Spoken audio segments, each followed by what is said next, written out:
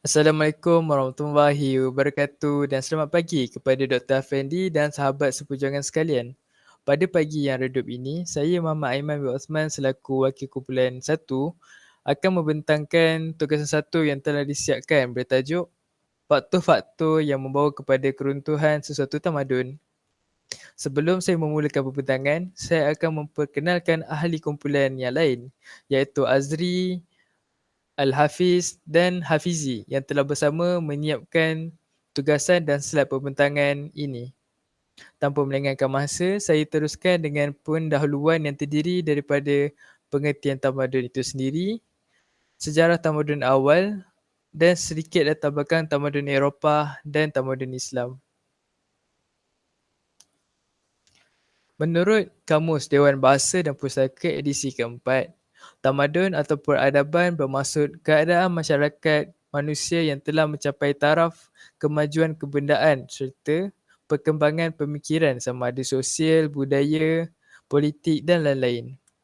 Ia menunjukkan manusia telah keluar daripada kehidupan nomad dan mencapai kehidupan masyarakat yang lebih moden pada sesuatu zaman. Tamadun terawal yang wujud di dunia merupakan tamadun Mesopotamia yang terletak di wilayah Iraq, timur Syria, tenggara Turki dan barat daya Iran. Tamadun ini dipercayai telah wujud pada 3,500 tahun sebelum Masihi. Walau bagaimanapun, terdapat dakwaan di mana telah wujud tamadun yang lebih tua iaitu tamadun Göbekli Tepe yang wujud pada sekitar 10,000 hingga 8,000 tahun sebelum Masihi dan Katel Hayuk yang wujud pada sekitar 7,500 dan 5,600 tahun sebelum Masihi di Eropah. Di Eropah, terdapat dua tamadun yang memberi kesan kepada masyarakat sehingga hari ini iaitu tamadun Rom dan Yunani. Tamadun Yunani bermula sekitar tahun 1000 sehingga 8000 sebelum Masihi, manakala tamadun Rom wujud sekitar 753 sebelum Masihi.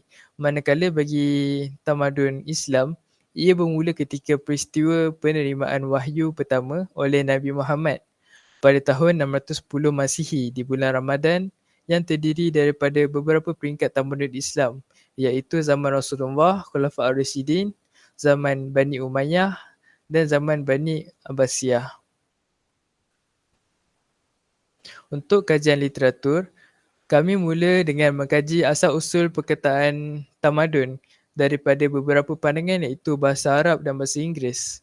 Kemudian mengkaji pengaruh tamadun-tamadun yang lepas pada masa kini, sebagai contoh sistem pemerintahan demokrasi berparlimen yang diamalkan di Malaysia itu diinovasikan daripada pemerintahan tamadun Yunani dan akhir sekali mengkaji tajuk penulisan kajian ini iaitu faktor-faktor yang membawa kepada keruntuhan sesuatu kaum.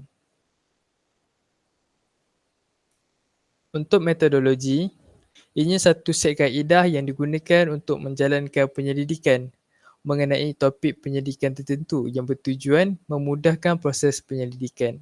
Kaedah kajian yang kami gunakan ialah kaedah kajian perpustakaan iaitu sebahagian daripada kaedah kualitatif dan merujuk kepada satu maklumat daripada jurnal, artikel dan laman web. Saya teruskan dengan dapatan kajian untuk tugasan 1. Antara faktor-faktor yang membawa kepada keruntuhan sesuatu tamadun ialah penindasan dan kezaliman.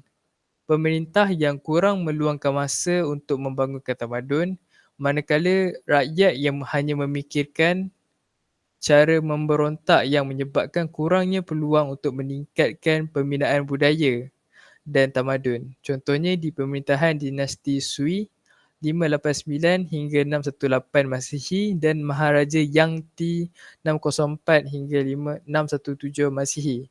Pemerintah-pemerintah ini telah lalai dan meninggalkan tanggungjawab mereka lalu berperilaku kejam terhadap rakyatnya seperti memaksa rakyat mereka untuk membina istana raja lalu melahirkan rasa tidak puas hati di kalangan rakyat dan akhirnya bangun untuk memberontak dan menjatuhkan dinasti tersebut. Seterusnya, keruntuhan moral dan nilai. Terutamanya pemimpin kemerosotan dari segi moral dan nilai yang menjadi pendorong utama kejatuhan tamadun.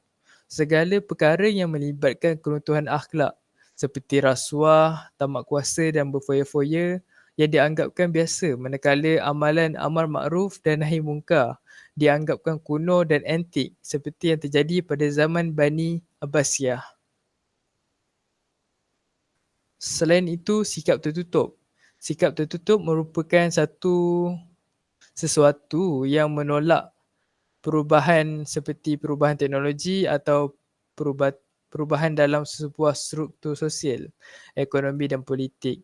Hal ini merencanakan pemikiran dan inovasi suatu masyarakat seperti yang berlaku pada tamadun Uthmaniyah yang mengalami keruntuhan dari dalam disebabkan kerajaan yang mengamalkan sikap tertutup iaitu tidak mahu menerima masuk sebarang perubahan dari segi teknologi dan sosial.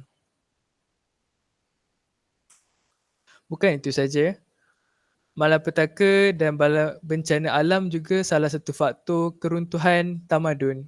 Bencana alam seperti ribut yang kencang dan gempa bumi menyebabkan kemusnahan tamadun tersebut. Ini telah menyebabkan berlakunya kerosakan dari segi harta dan benda yang besar seperti banjir dan sebagainya. Sebagai contoh, berlakunya serangan wabak penyakit yang besar di Athens menyebabkan kelumpuhan tamadun tersebut serta kematian banyak penduduk-penduduk termasuk pemerintah mereka iaitu Pericles.